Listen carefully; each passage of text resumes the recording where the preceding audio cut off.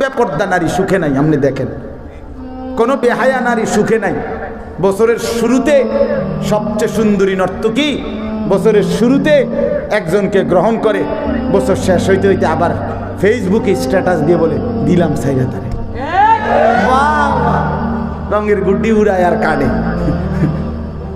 নিজের গুড্ডি নিজেই উড়ায় আবার নিজে কাইটা পায়। তামসা, সুখ নাই, ঢুকরে ঢুকরে কাঁদে, ঢুকরে ঢুকরে কাঁদে।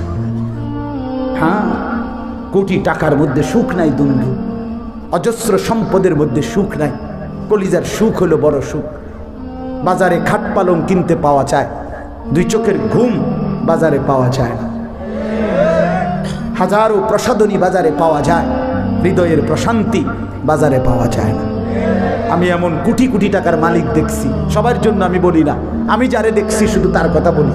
কোটি কোটি টাকার মালিক, প্রাইভেট মেডিকেল কলেজের পূর্ণাঙ্গ মালিক, মেডিকেল হসপিটাল সহ কলেজ সহ মালিক, কোটি কোটি টাকার মালিক।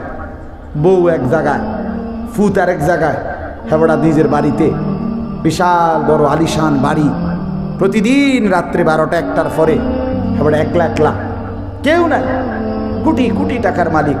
ছাদের উপরে উঠা বৈশা বৈশা গান গায়, গিটার একটা বাজায় আর বইয়া বইয়া সিগারেট একটার পর একটা খায় আর গান।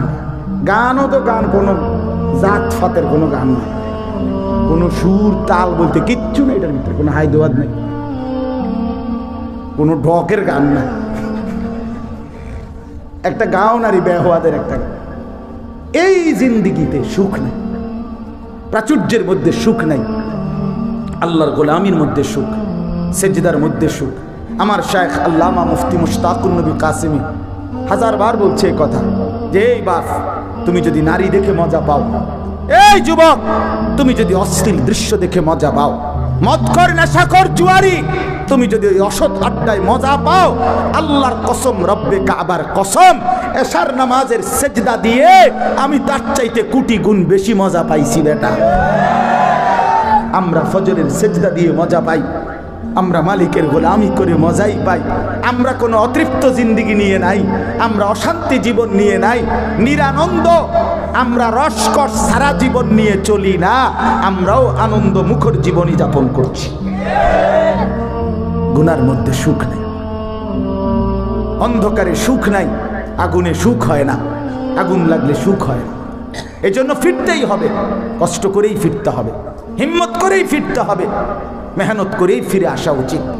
আমাদের এই হায়াত, এই সময় যদি আমরা বুঝি, আমার কথা এটাই, যদি আমরা বুঝে থাকি যে আমাদের জীবন দামি, দরকার জীবনটা কাজে লাগানো আখিরাতের জন্য, তাহলে আমাদের একটা বড় সুযোগ এই মুহূর্তে সামনে, প্রত্যেকের জন্য জীবনটা ভালো করার, পরিবর্তন করার, জীবনটা দামি বানানোর, কাজে লাগানোর একটা বড় সুন্দর সুযোগ।